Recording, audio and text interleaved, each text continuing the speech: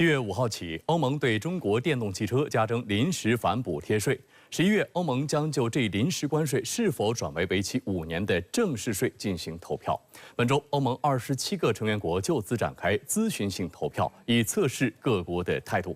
结果显示，过半成员国投下反对或者弃权票。 欧盟委员会要求27个成员国在当地时间15号前，以书面不公开方式就对华电动汽车加征关税投票。路透社指出，此咨询性投票意在整合成员国意见，并没有约束力，但会影响欧委会的最终决定。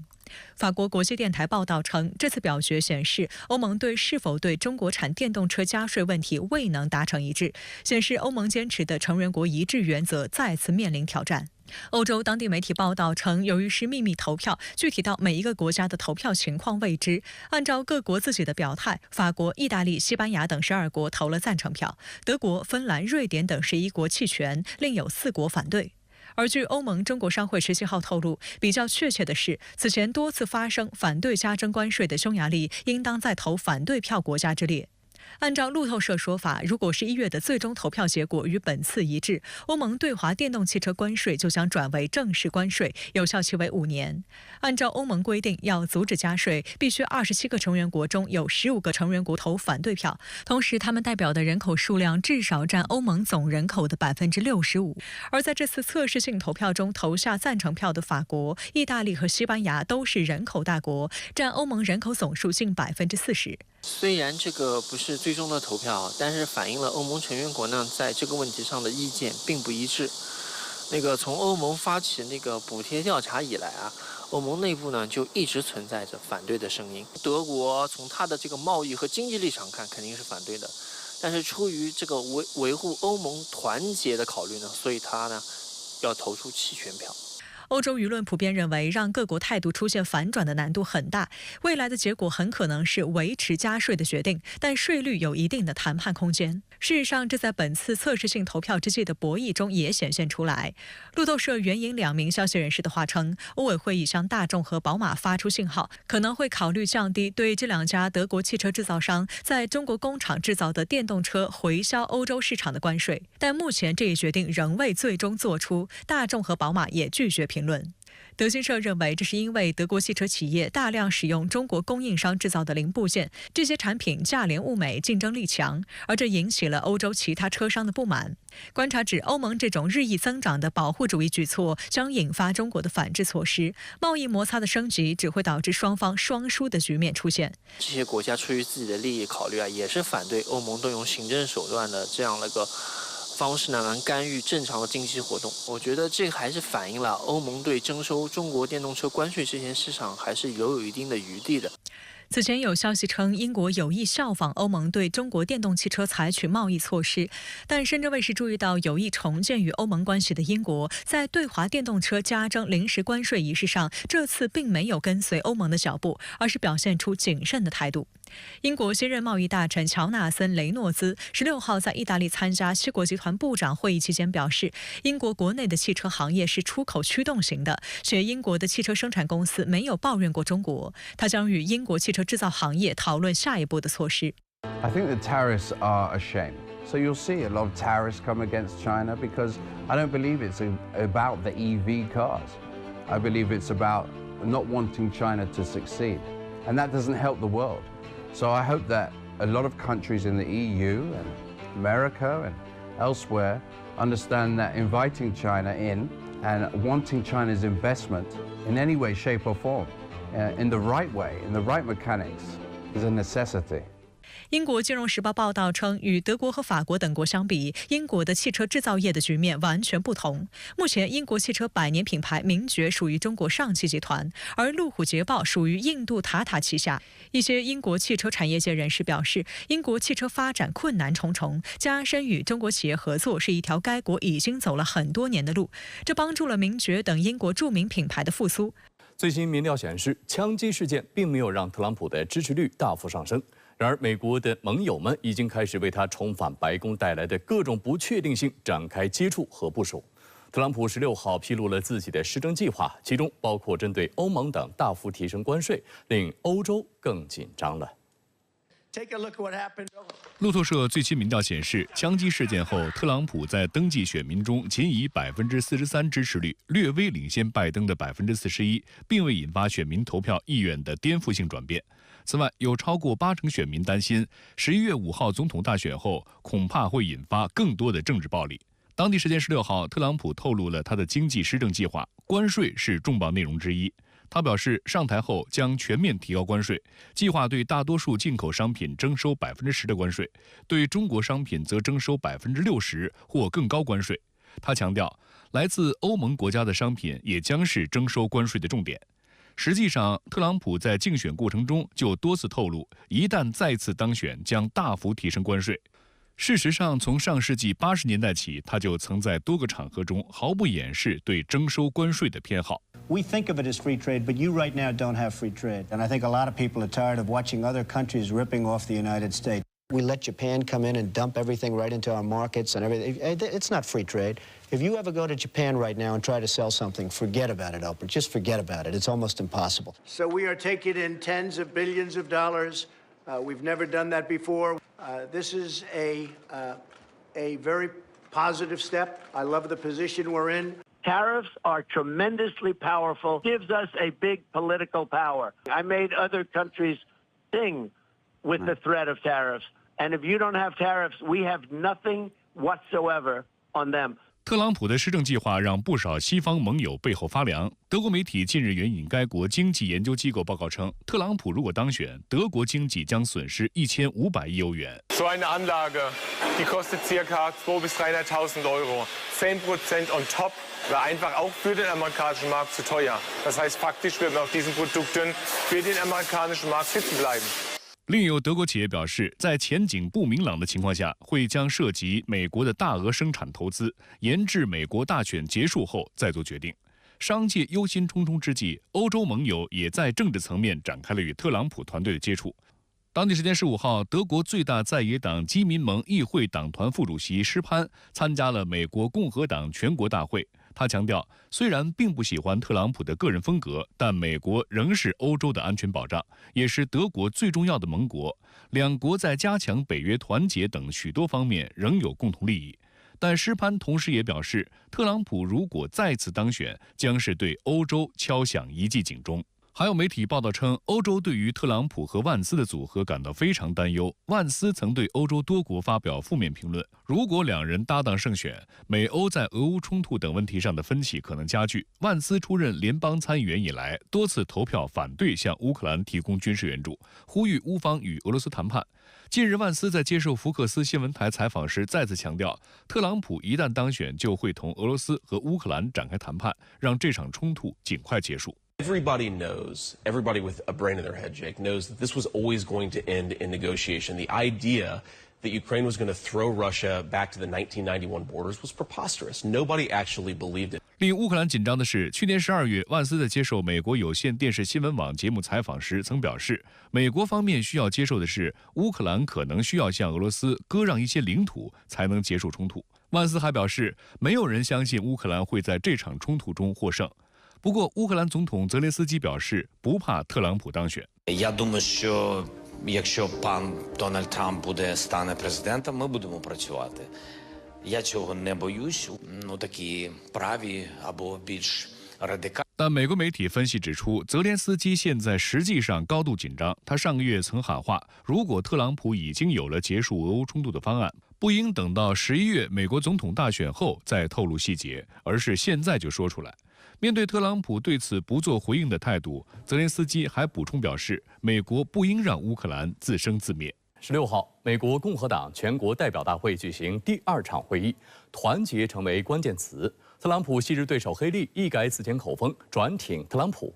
此前曾公开反对特朗普的重磅人士也纷纷发表支持态度。特斯拉 CEO 马斯克更是宣布将每个月给特朗普提供4500万美元的政治捐款。President Trump asked me to speak to this convention in the name of unity. I'll start by making one thing perfectly clear. Donald Trump has my strong endorsement, period. 曾公开表示特朗普不适合当总统的美国前驻联合国大使黑利，在共和党全国代表大会上态度一改此前，不仅赞扬特朗普任内政绩，还呼吁选民不一定要100%认同特朗普才投票给他。而就在数日前，关于黑利是否受邀参加大会的消息还曾引发一番波折。黑利的发言人钱尼丹顿向美媒透露，黑利原本对未获邀请感到满意，但如今他如期站在舞台上为团结发声。同样改变态度的，还有曾在党内初选与特朗普竞争的佛罗里达州州长德桑蒂斯。My fellow Republicans, let's send Joe Biden back to his basement and let's send Donald Trump back to the White House. 当天，共和党全国代表大会还通过了7月8号由共和党全国委员会提出的2024共和党党纲。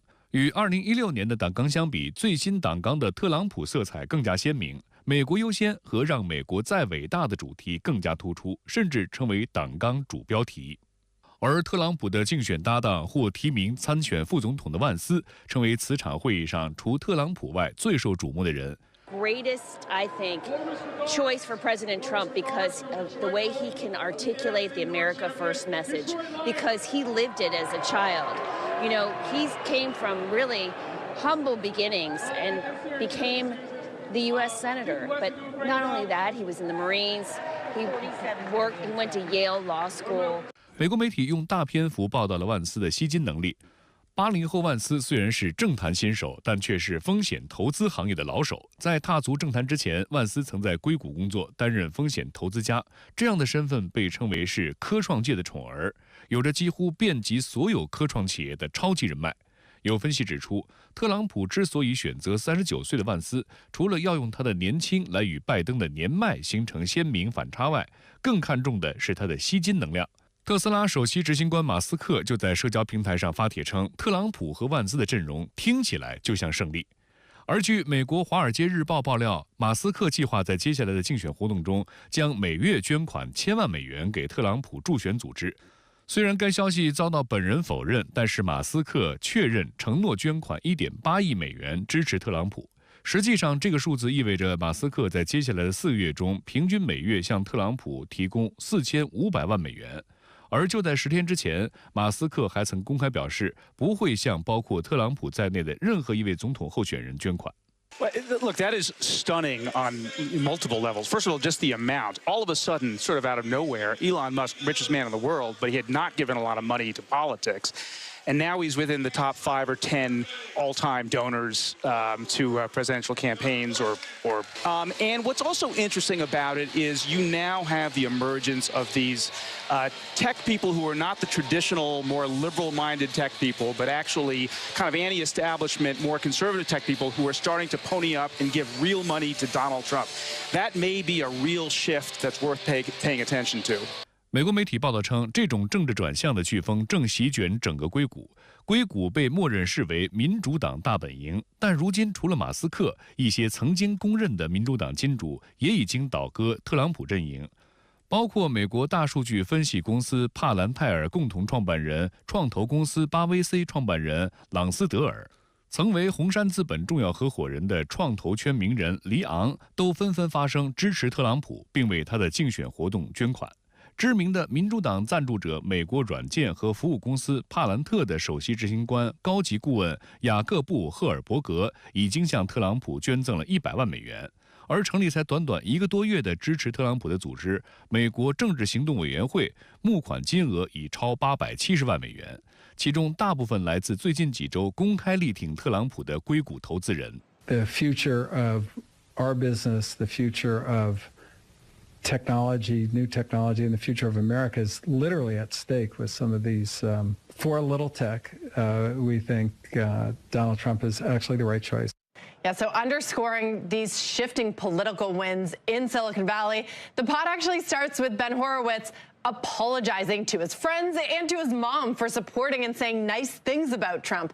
They pointed to overregulation and potentially needless taxation in the Biden administration and their belief that a Trump administration would help innovation flourish. 7月16号，台立法机构通过决议，要求解除台湾地区民众组团赴大陆观光的限制。不过，针对这一决议，台湾陆委会交通部门都未明确表达会否执行。值得一提的是，这次决议通过由国民党和民众党合力完成。岛内舆论认为，蓝白联手在不少议题上展现出很强的制衡能力。中国国民党及民众党台立法机构党团16号共同提出修正动议，决议解除岛内民众组团赴大陆观光限制，并优先开放陆客循小三通赴金门、马祖、澎湖旅游观光。7月16号是本届台湾地区立法机构第1个会期的最后一天。17号起，全体民意代表将休假至9月1号。按照惯例，岛内各党派会在最后几天发起总动员，将各自的提案送至立法机构，以期能在最后关头闯关。其中最受外界关注的，当属中国国民党及民众党党团共同提出的解除赴陆禁团令动议。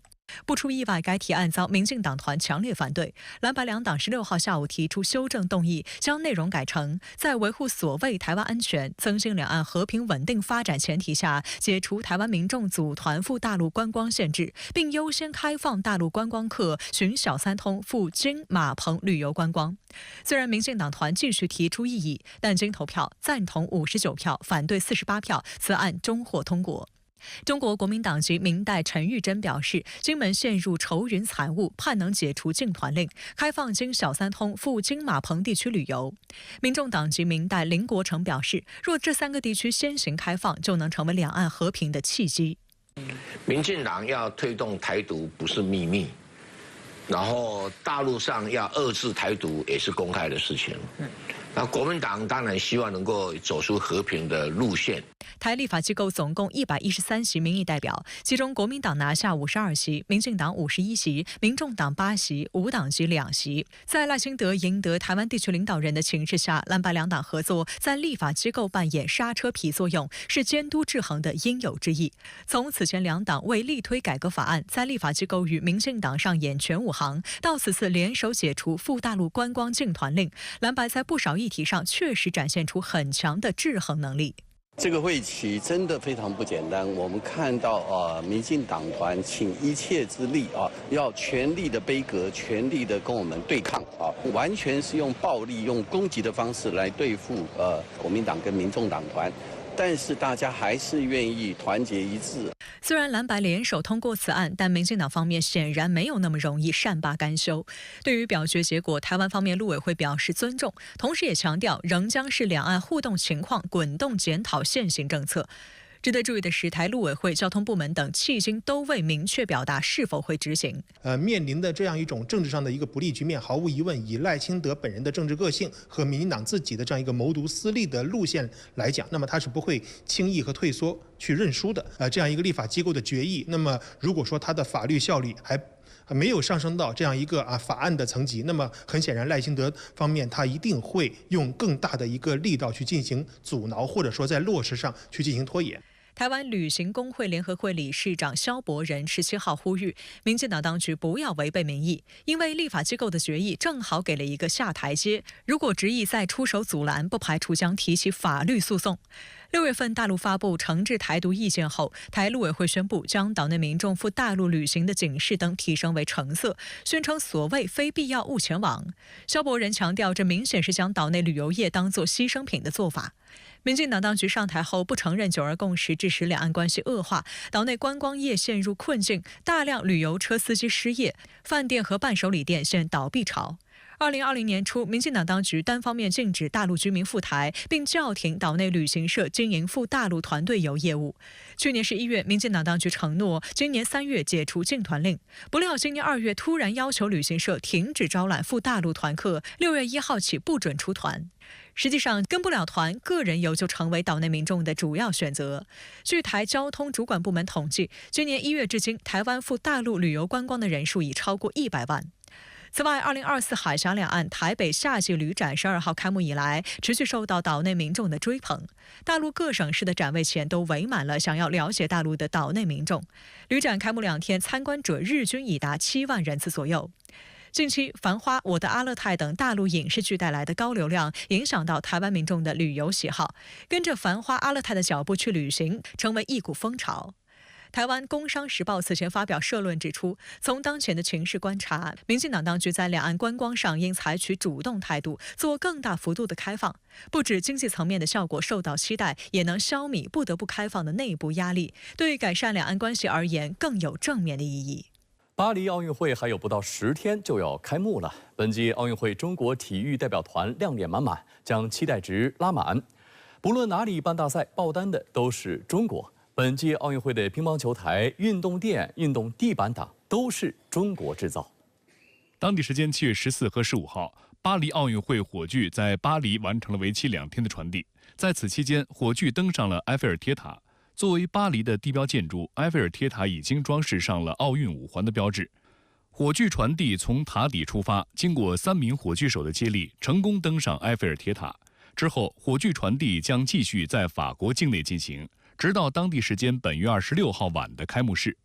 备受关注的中国军团也已陆续抵达巴黎。巴黎奥运村的中国驻地上新了一只可爱的熊猫，熊猫探出脑袋的样子，像是在跟远道而来的各国运动员打招呼。由姚明担任领队的中国女篮于当地时间7月16号傍晚抵达巴黎戴高乐机场，紧接着将与比利时和法国进行2场热身赛。7月28号，中国女篮将迎来在巴黎奥运会的首场比赛，对阵西班牙队。此次巴黎奥运中国代表团平均年龄25岁，其中有42位奥运冠军，有坚持5届的老将，更有不畏挑战的小孩哥、小孩姐。来自广东惠州的郑好好将代表中国队参加滑板女子碗池项目，她也是中国代表团年龄最小的选手。巴黎奥运期间，她将迎来12岁生日。出征巴黎之前，郑好好赶回母校惠州市惠城区金山湖小学参加了毕业典礼，老师同学们都为他加油鼓劲儿。有很多优秀的大哥哥大姐姐，我只是一员小将，但我也要为国出征，去为国家争取荣誉。这2天跟随中国运动员一同出征的行李箱意外在网上走红。这款充满国风元素的行李箱由杭州企业制造，名为英勇。红黑色调，箱体的纹路设计灵感来自于兵马俑的鱼鳞甲，并缀以将军俑同款领结，底部轮子则仿照了古代战车的车轮造型，锁扣拉片则是古代盾牌的形象，设计理念体现行走的中华文明。不少网友表示，好想拥有同款。如果有运动员来问为什么你的形象长这样呢，他就可以自豪地跟大家介绍这是我们中国的兵马俑。巴黎奥运会志愿者也抵达法国了，视频中他们秀起了志愿者日常。在这几天，我们志愿者主要的任务就是领取工作牌和领取制服，领取自己的工作证，同时根据自己的尺码去挑选合适的衣服、裤子、袜子、鞋子以及帽子。2024年巴黎奥运会的志愿者制服，其设计灵感源自法国标志性的文化象征巴黎歌剧院，以巴黎歌剧院的天花配色为设计灵感。设计团队挑选了一种特殊的土耳其石蓝色作为主色调，使志愿者在人群中更加醒目，也将法国的艺术美学与奥运会的国际精神完美结合。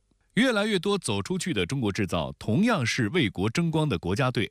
这2天将在巴黎奥运会上首次亮相的中国制造乒乓球台刷屏了。表面有高分子一个特殊处理，所以球感摸上去像冰滑一样很滑的，是最新的技术。巴黎奥运会多个项目使用的运动垫、多个比赛场馆的运动地板也是由中国企业提供。